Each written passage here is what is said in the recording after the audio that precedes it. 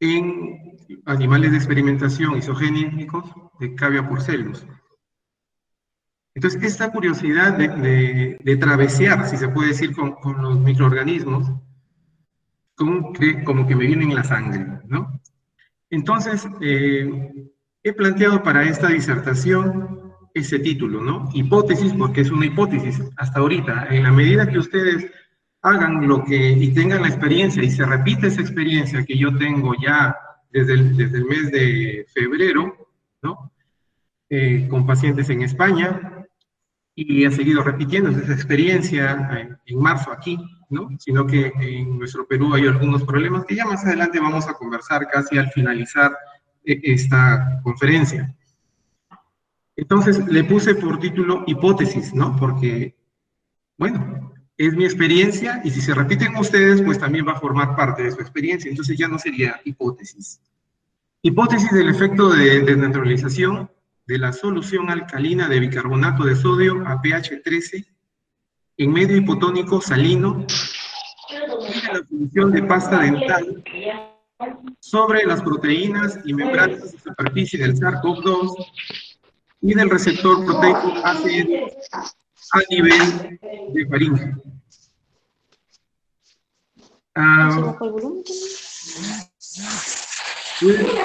La siguiente.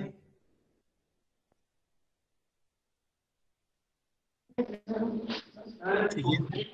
Aquí encontramos dos pensamientos que son casi similares, ¿no? Dos pensamientos similares, que dice esto, por los ojos no ven lo que la mente no sabe. Por favor, Karina Villalobos, si puedes un momentito apagar tu audio, tu micrófono, por favor. Karina, ¿no? Los ojos no ven lo que la mente no sabe. En otros términos, y quizá un poco más comprensivo, el ojo ve solo lo que la mente está preparada para comprender. A medida que vamos a ir disertando sobre estos puntos, nos vamos a ir dando cuenta que lo que yo he hecho, no he descubierto nada, solamente he venido a utilizar el sentido común, porque de pronto esta pandemia nos cogió, de pronto a todos, en una incógnita, porque no sabíamos cómo era el virus, qué características tenía, cómo invadía, qué era lo que hacía. Pero a medida que iba pasando el tiempo nos iban dando información. Y no crean que yo anhelaba conocerlo desde su superficie, ¿no? Porque tengo una experiencia en manejo de superficie de microorganismos. Y eso era lo que quería saber para poder más o menos plantear una solución a esta pandemia.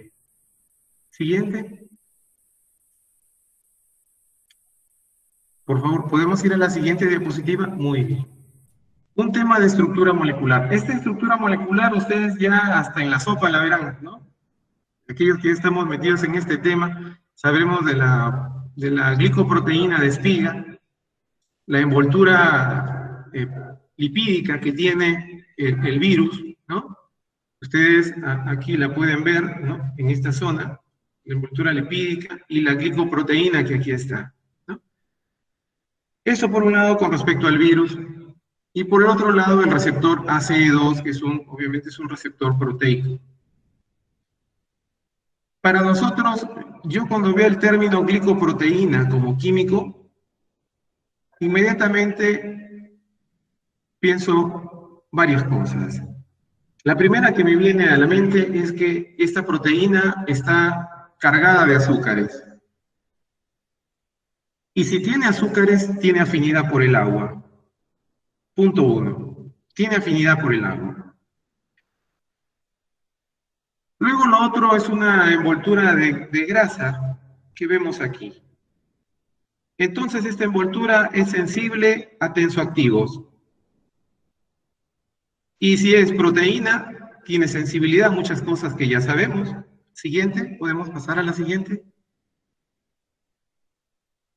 Entonces, desnaturalización de proteínas, un punto muy conocido, olvidado tal vez. ¿Qué sabemos de la desnaturalización de las proteínas? Primero sabemos que las proteínas son sensibles a cambios de pH relativamente extremos, o muy bajos o muy altos. Afectan tanto su estructura secundaria y terciaria. La estructura secundaria, básicamente, cuando hablamos de estructura secundaria, hablamos de puente de hidrógeno, los plegamientos que hacen las proteínas desde su estructura lineal, hacen plegamientos a partir de puente de hidrógeno. Y en la estructura terciaria, bueno, se habla aquí de plegamientos también a partir de puentes disulfuro. Por otro lado, sabemos que las proteínas también son sensibles a ser expuestas a sustancias polares. Y hago aquí la pregunta, ¿alguien duda del potencial iónico del fluoruro de sodio? Primero, ¿quién es el fluoruro de sodio? El fluoruro de sodio es una sal que está presente en todas las pastas dentales, ¿no?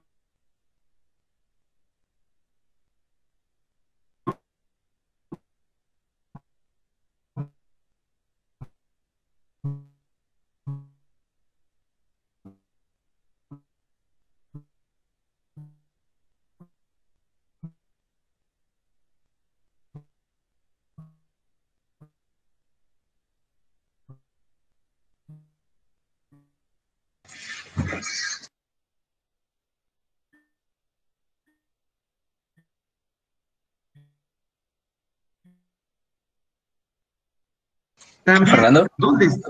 Está en la pasta dental también. Entonces ahí tenemos dos elementos que tenemos en nuestros cuidados de higiene común, habitual. El cambio de pH lo dará lo que yo hablé al inicio en mi hipótesis. La solución alcalina de bicarbonato de sodio a pH 13 en medio hipotónico salino. Y alguien me dirá, ¿en medio hipotónico salino? ¿Y por qué, doctor? Muy bien. ¿Por qué? ¿Se acuerdan que les dije que es la proteína espiga? ¿Es una glicoproteína? ¿Sí? Y si es una glicoproteína, les decía yo que como químico lo que observo es que está asociado a azúcares. ¿Y qué de especial tienen los azúcares? Los azúcares tienen afinidad por agua, porque tienen en su estructura grupos hidroxilo. Y estos hidroxilos le permiten esa afinidad por el agua. Entonces yo planteé esto como medio hipotónico, ¿por qué? ¿Por qué no un medio isotónico o un medio hipertónico? ¿Por qué un medio hipotónico? Los medios hipotónicos afectan a las proteínas generando fenómenos de turgencia. O sea, ¿qué quiere decir? La presión osmótica hacia ellos es baja, pero sin embargo hacia los otros sistemas que están a su alrededor es alta. ¿Y esto qué hará a una proteína que tiene afinidad por agua? La hinchará. Y si la hincha, esa proteína ya no puede anclar en ese receptor ACE2 que le está esperando. La sensibilidad a las sustancias polares la aportará el fluoruro de sodio y el aurisulfato de sodio, ambos presentes, como les dije ya, en las pastas dentales. Siguiente. Ahí lo tienen al aurisulfato de sodio, conocido también en el ambiente químico como dodesilsulfato de sodio. Es un tensoactivo iónico y especialmente aniónico, ahí lo ven, ¿no? Presente en todas las pastas dentales, constituyendo el principal detergente de estas. ¿Y por qué me interesa esta estructura? Este lado que está acá, que es el lado más grande. Este lado más grande va a tener afinidad por la grasa que tiene en la envoltura lipídica el SARS-CoV-2. Mientras que esta porción sulfatada, esta porción de aquí, tiene afinidad por el agua, por eso es un tensoactivo. Su parte polar a polar la va a guiar hacia la membrana ¿de quién? Hacia la membrana lipídica del SARS-CoV-2. Y esta otra de acá se afinará, será afín al agua, con lo cual esa proteína o esa estructura de membrana del virus, del SARS-CoV-2, va a sufrir una tremenda tensión hacia afuera. Mejor dicho, lo vamos a desviscerar con esto. Siguiente. Ahora, yo les hablaba aquí un tema de protocolo, que le salvó la vida a mi hermana y sigue salvando vidas, y esto no es ninguna broma. Yo después voy a compartir con el equipo el documento en Word para que lo tengan, o si no también en imagen, que fue la forma como yo lo compartí, inclusive a mi colegio químico, para que no tuvieran problemas aquellas personas que no tuvieran posibilidad de bajarlo un archivo Word a través de su WhatsApp, pero el WhatsApp funciona excelente con imágenes. Y lo que traté de hacer es de una forma más sencilla que pudieran entenderlo.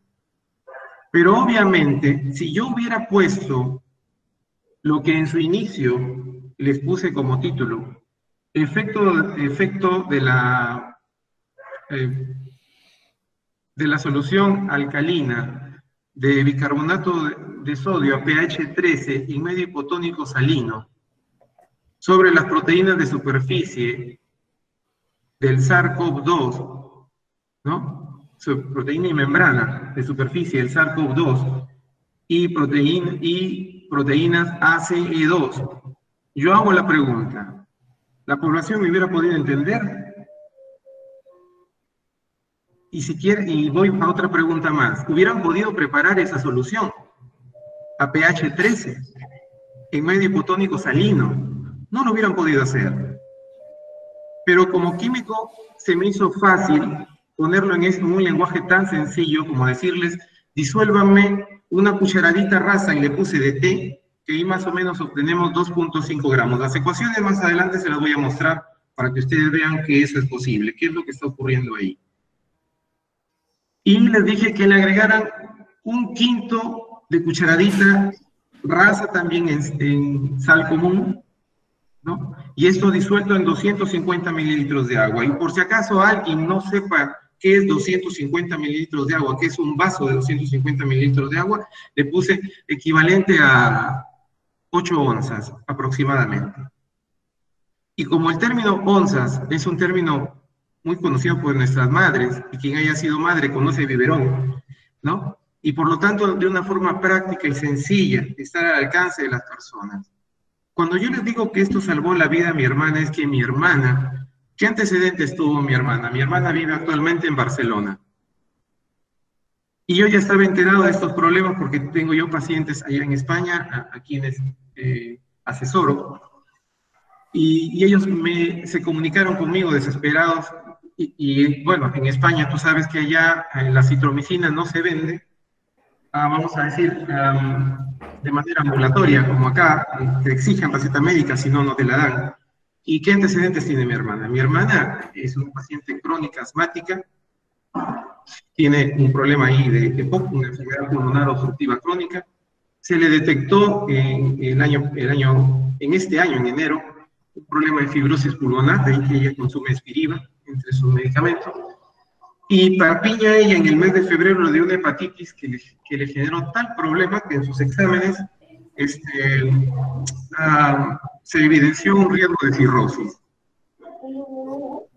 Este entorno para ella fue complicado, porque en haber celebrado ella en el mes de haber pasado por esta experiencia de la hepatitis, pues me había marcado y tenía problemas. Eric, no sé si el audio.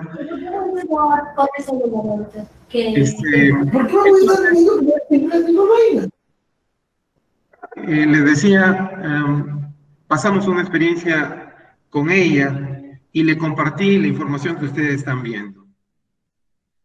Y fui testigo de la experiencia de ella porque ella salió a buscar ayuda cuando ya estuvo en una crisis con alta sensibilidad o dificultad respiratoria, con una disnea muy severa. Y bueno, ya lo único que le hicieron fue tomarle una placa radiográfica para evidenciar si tenía o no neumonía. Y en ese instante verificaron que no había neumonía y la regresaron a su casa, le dieron salbutamol y paracetamol. Eso fue todo. Sin antibióticos. Así que ella pasó esta etapa la vivió y repitió la misma experiencia que muchos de mis pacientes. ¿Cuál fue esa experiencia? Entre el promedio entre las 48 a 36 horas, esas fiebres altas, porque ella experimentó fiebre de 39,3 hasta 39,8, y sus fiebres fueron bajando paulatinamente, pero ya al tercer día no había fiebre. Y entre el cuarto al quinto día su voz era extraordinaria, se le escuchaba clarísimo.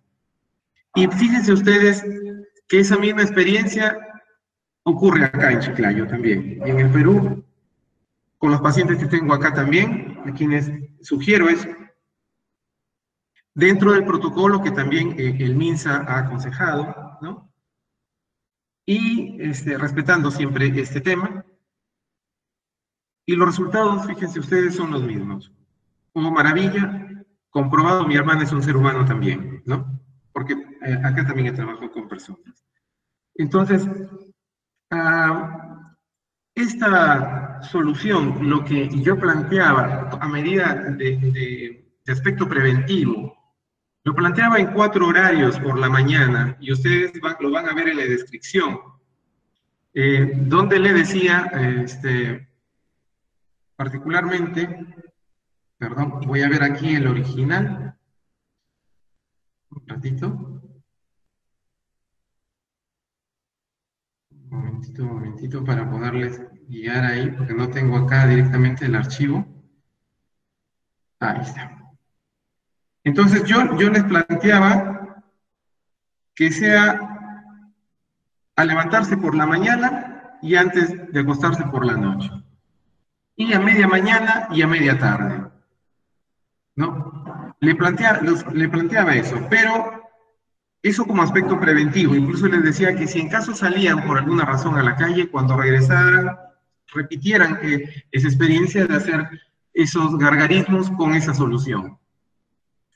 Entonces, pero claro, en el caso de mi hermana, que ya estaba con fiebre, yo no le recomendé eso. Yo le recomendé otra cosa. Porque es más, yo hice los ensayos conmigo mismo, a mí no me ha dado el COVID hasta ahora, bueno, por lo menos no lo sé, pero vamos a conversar sobre eso también. Yo aconsejé que sea cada 20, 30 minutos cuando ya eras paciente sintomático. ¿Y por qué aconsejé esto? Porque cuando yo mismo probé la solución, esta solución de la que estoy hablando, yo encontraba que entre un promedio de 20 a 30 minutos máximo, había una reacción en la rinofaringe, donde se presentaba un proceso de secreción, con lo cual me hacía ver que la rinofaringe y la parte posterior de la faringe estaban reaccionando a la solución y había una especie de producción de flema. Y yo entendí que esa era una reacción natural, ¿no? Una reacción natural a la solución. Entonces dije, más o menos calculé y le di el tiempo, que en un promedio de media hora esta reacción se perdía. Entonces por eso dije, de 20 a 30 minutos, que se hicieran esos enjuagues. Y que por otro lado, por nada del mundo se olvidaran de hacerse su higiene con su pasta bucal. Hay otro tema ahí que se aconsejó, que fue el tema de las vaporizaciones, inhalaciones de eucalipto, que ayer comentó el doctor Plinio. En ese punto no quiero causar controversia. Bueno, el eucaliptol es un alcohol graso, ¿no? Que podría afectar a la envoltura de superficie del SARS-CoV-2, y más aún si son alcohol. Pero no quiero entrar en discusión porque en realidad la mayoría de mis pacientes en España, así como en Estados Unidos y también aquí en Perú, la mayoría no lo han hecho con eucalipto. Eso más bien fue de mi parte una proyección hacia eso. Posteriormente yo recomendaba incluso que entre esos enjuagues se permitieran al último dejar una pequeña cantidad para pasar a pequeños 2 sorbitos de bicarbonato. Eso ustedes ya lo van a ver cuando yo les alcance al grupo y lo puedan ver con más nitidez, los detalles de este, por no decirlo menos, protocolo, ¿no? Y luego pensé en aquellos pacientes que tenían problemas de hipertensión, los pacientes hipertensos. Pensé en ellos, o los pacientes insuficientes renales que no pueden estar tome agua o soluciones salinas, no importa quién sean, hipotónicas, no importa, porque ellos tienen un problema a la hora de eliminar las sales. Entonces, para ellos planteé la modificación del protocolo general de higiene oral contra el COVID-19 en caso de pacientes hipertensos. Y bueno, ahí les sugerí que no tomaran la solución, ¿no? Sugerí eso. Perdón. Bien. Y, Estimado Fernando, sí, hay, hay un problema con que en la exposición el audio se detuvo cuando explicabas lo del fluoruro de sodio ya. y la preparación del bicarbonato de sodio. ¿Podrías repetirla para los asistentes? Claro, claro. Y mira, más adelante, ahí están las ecuaciones del fluoruro de sodio, del bicarbonato, y están las sustentaciones químicas. Si no retrocedamos, ¿sí? Sí, dale un paso atrás. Sí, sí, ahí, está bien. Entonces yo hablaba del proceso de naturalización de las proteínas como un punto muy conocido. Eso no es nuevo, sino que de pronto puede ser que lo hayamos no considerado, ¿no? Porque estábamos preocupados en tantas cosas. Uno estábamos preocupados en anticuerpos, otro estábamos preocupados por el tiempo en cómo se iba a generar la vacuna, y los que estaban en atención clínica, viendo cómo se iban complicando sus pacientes, qué hacer con ellos, y de pronto tantas razones. Pero esto es un tema, como digo, muy conocido, no es nada nuevo, ¿no? Que las proteínas son sensibles a pH relativamente extremos, ¿no? pH por debajo de 3 o arriba de 10.5 ya causan problemas, ¿no? Afectando tanto la estructura secundaria y terciaria. Y también que las proteínas también son sensibles al ser expuestas a sustancias polares. Y yo hacía una pregunta. ¿Alguien duda del potencial iónico del fluoruro de sodio? ¿No? Es una sal que tiene un poder pero extraordinario como desinfectante en las pastas dentales, ¿no? Y podemos ver no solamente esto, sino que el sodio está en un extremo de la tabla periódica, el grupo 1A, y el flúor forma parte del otro extremo de los no metales en el grupo 7A. Por lo tanto, la interacción iónica que existe entre los dos es muy alta, ¿no? Y de hecho, el flúor es cáustico, ¿no? Y de hecho, tiene una alta velocidad, un alto potencial de ionización que lo hace difundirse rapidísimo en medio líquido. Y por eso digo, afectará velozmente la estructura secundaria, terciaria y cuaternaria de las proteínas. Por otro lado, las proteínas también son sensibles a detergentes. Yo le digo, ¿qué tal el lauril sulfato de sodio? ¿Saben dónde está el lauril sulfato de sodio? Está ahí en la pasta dental. Forma el tensoactivo aniónico de la pasta dental. Ya lo vamos a ver más adelante. El cambio de pH, que estamos hablando en el punto inicial, aquí donde decimos que son sensibles a cambios de pH relativamente extremos, eso lo dará la solución alcalina de bicarbonato de sodio pH 13,5 hipotónico salino. ¿Y por qué dije hipotónico salino?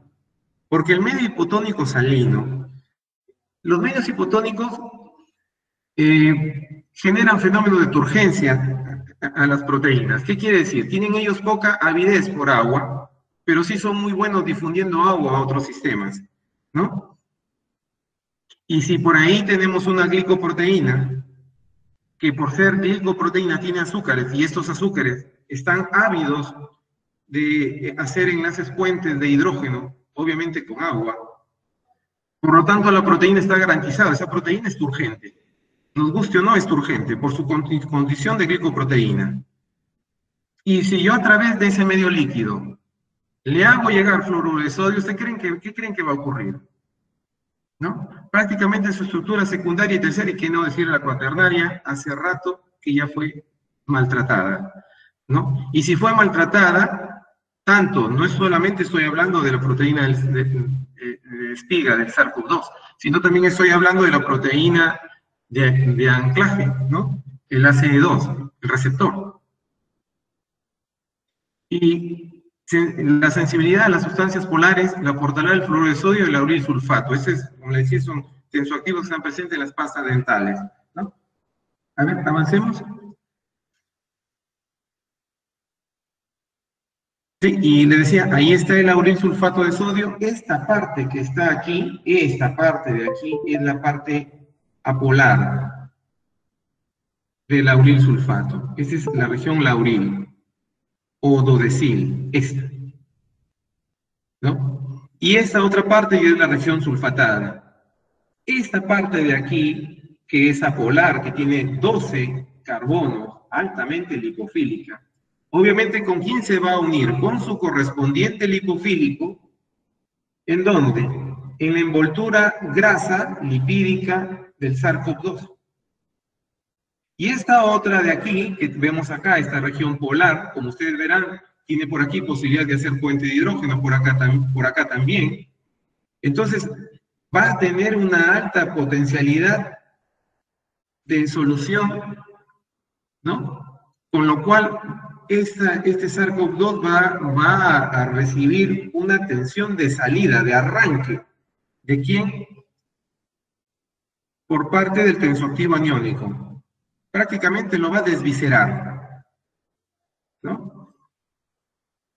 Y no solamente eso, también, de hecho, este lauril sulfato, por su parte sulfatada, ¿no? A una proteína, también le va a hacer daño, por la parte sulfatada, también, ¿no? Y depende aquí cómo se acojan. O sea, por ambas y mangas hay maltrato a esa estructura, ¿no?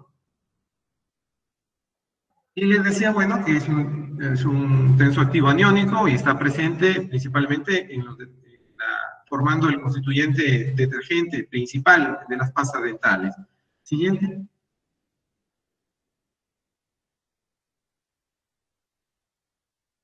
Sí, y esto que estábamos comentando, la modificación en el caso de pacientes, le decía, hipertensos, que es necesario, sí, hacer una aclaración, ¿no?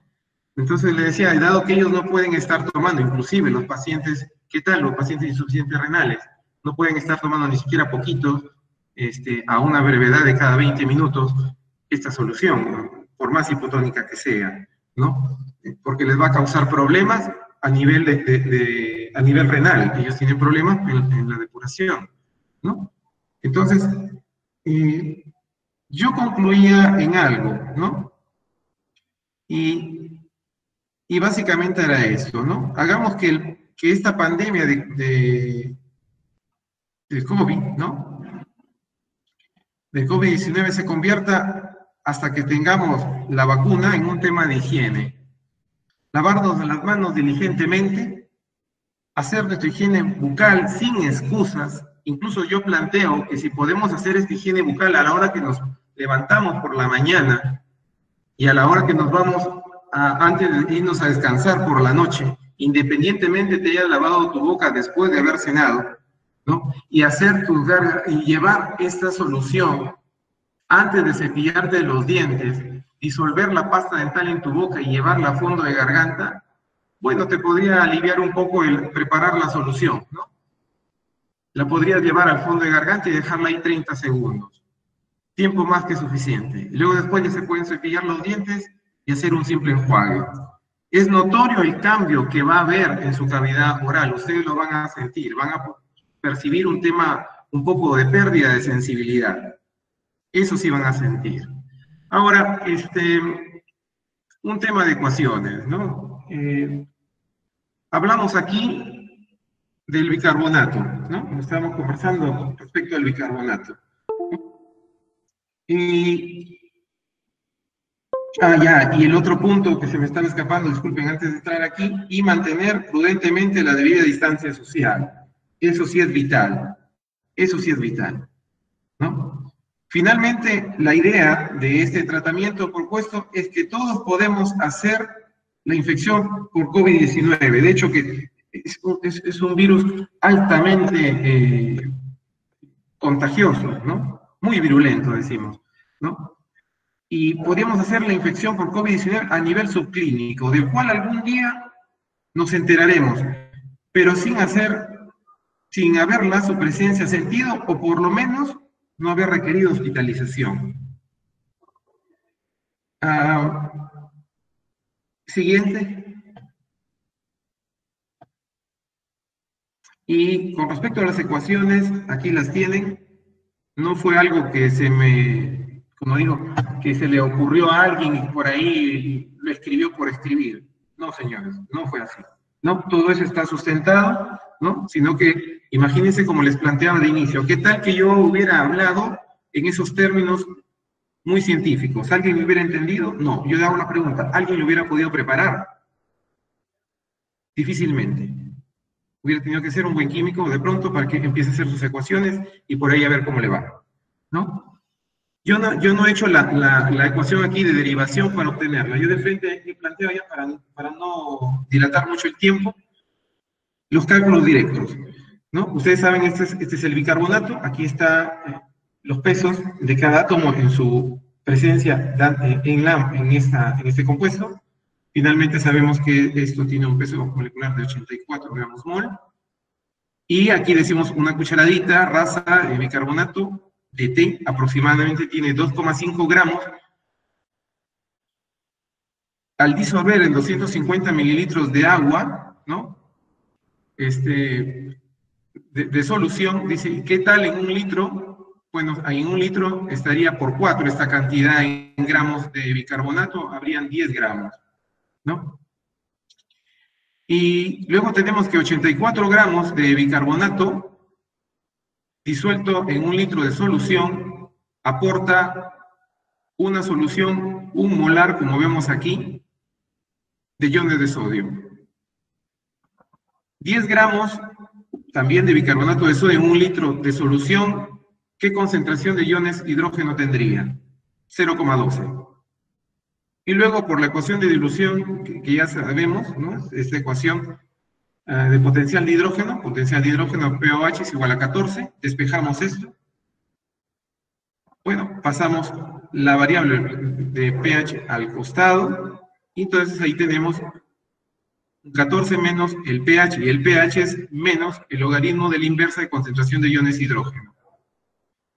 Bueno, el logaritmo de 1 ya sabemos que es 0, el logaritmo de 0,12 es prácticamente 12 centésimos, eso se transforma en un logaritmo de una diferencia, aquí la van a ver, y finalmente ya por ecuación ustedes determinan el logaritmo de 12, ¿cuánto es? El logaritmo de 100 es 2, y nos sale aproximadamente 13,07918, aproximadamente un pOH de 13, ¿no? El medio hipotónico salino lo da obviamente, ¿por qué? Porque esta solución se hizo a 1/5 de esta concentración en gramos de sal común. Eso sería 0,5 gramos. 0,5 gramos de sal común en un cuarto de litro. ¿Qué quiere decir esto? Que aproximadamente tendría 2 gramos en 1 litro. Llamamos hipotónico salino porque un medio isotónico tiene una concentración de 9 gramos por litro. Y si yo digo que tengo 2 gramos por litro, estoy hablando de un medio hipotónico, básicamente, ¿no? Ya las razones se les expliqué, que la razón era hacer la proteína turgente, hincharla, y que eso me facilite más rápido el ingreso de los demás componentes, ¿no? Hinchada ya, hidratada, súper hidratada, le va a facilitar más rápido el camino tanto para el lauril sulfato, ¿no? Como para el fluoruro de sodio. Siguiente.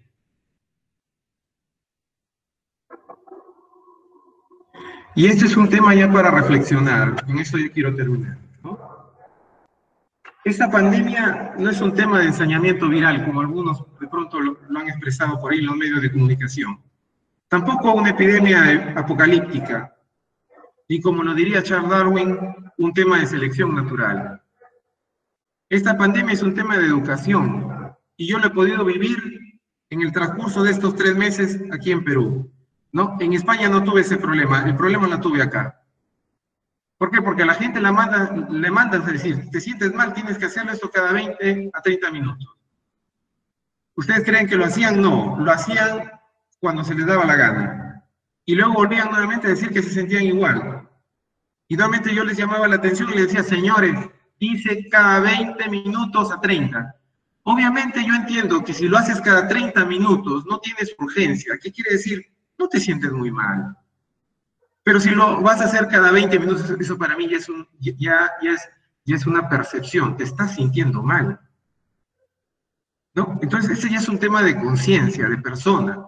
Entonces digo, esta pandemia tampoco, finalmente, ¿qué vendría a ser? Es un tema de educación, porque las instrucciones existen, ¿no? Y la educación no es un tema de falta de colegio, ¿no? Tampoco es un tema de falta de universidad, es un tema de hogar. Porque si en tu hogar no se te enseña a saludar, tú no saludas. Si en tu hogar no se te enseña a respetar, tú no respetas. Si en tu hogar no se te enseña a escuchar al que sabe, tú no escuchas a nadie. Esa es una reflexión que yo pude sacar de todo este tiempo.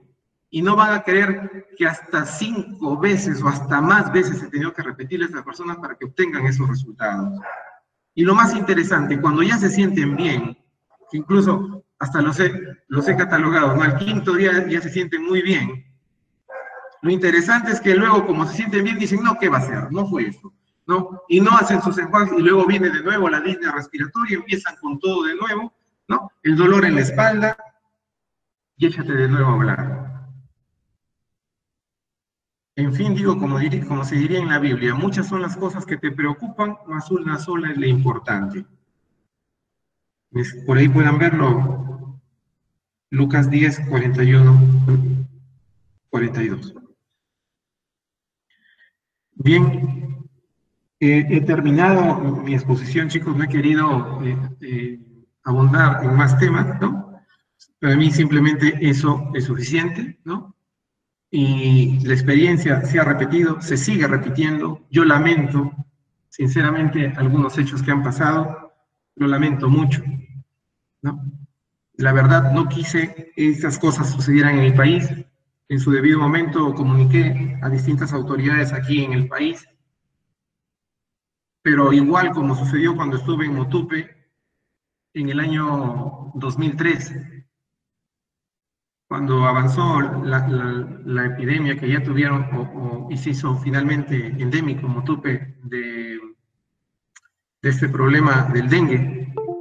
Y recuerdo en aquel entonces yo trabajaba en Arcángel y me empezaron a llegar un montón de recetas del MINSA y de servicios privados, como que había una epidemia de infección de vías urinarias, y todo era miquín de 1 gramo, miquín de 1 gramo, miquín de 1 gramo, y a mí me hizo pensar, y dije, ¿qué está pasando? No puede ser esto. Entonces me tomé el tiempo para irme casa por casa a buscar a estos supuestos pacientes de eso. Y cuando conversé con ellos,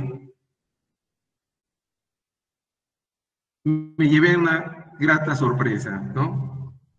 Que no era infección de vías urinarias lo que le estaba pasando a Motupe, era el dengue. El dolor retroorbicular característico, el dolor en los huesos, en los músculos de articulaciones como si los hubieran apaleado. ¿Me quedé callado? No. Fui a los colegios de allá a decirles qué tenían que hacer, qué problema tenían, que no se inyectaran a mi casina ni nada, porque no era una infección de vías urinarias lo que teníamos ahí. Incluso hasta vine acá y hablé con algunas personas que estaban cerca en ese tiempo, con el doctor Yehude Fino. Y la respuesta que escuché fue que como la alcaldía de Motupe era de una ideología distinta a la del gobierno regional, difícilmente le iba a dejar fumigar la ciudad. Cuando ese problema no era un problema que lo tuviera que asumir la municipalidad, eso era un problema que lo tenía que asumir la Dirección de Salud a través del gobierno regional. Y finalmente, no me quedó otra que ir de colegio en colegio y hablar este tema y decirles que ese problema lo solucionaran tomándose 2 tabletas de paracetamol para el malestar.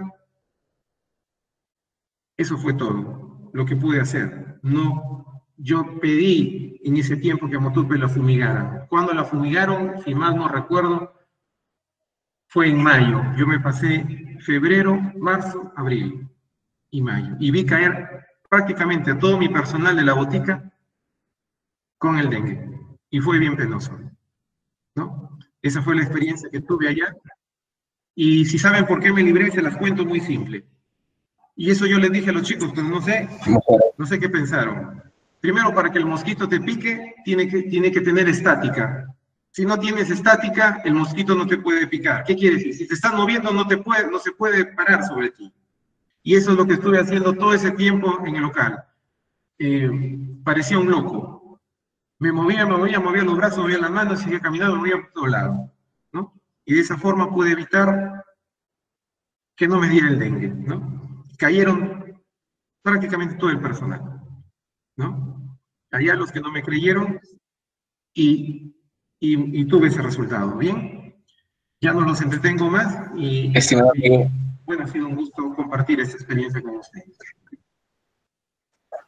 Estimado amigo Luis, vamos a empezar con la sección de preguntas, pues hay personas que tienen muchas preguntas para usted. La primera pregunta es, buenas noches. Si tener soluciones de flúor en contacto constante cada 20 minutos dañaría la mucosa bucal y por ende la diamantina dental, ¿por cuántos días se debe seguir dicho protocolo para evitar daños? No, yo les voy a alcanzar el protocolo escrito. En el protocolo escrito considera esto.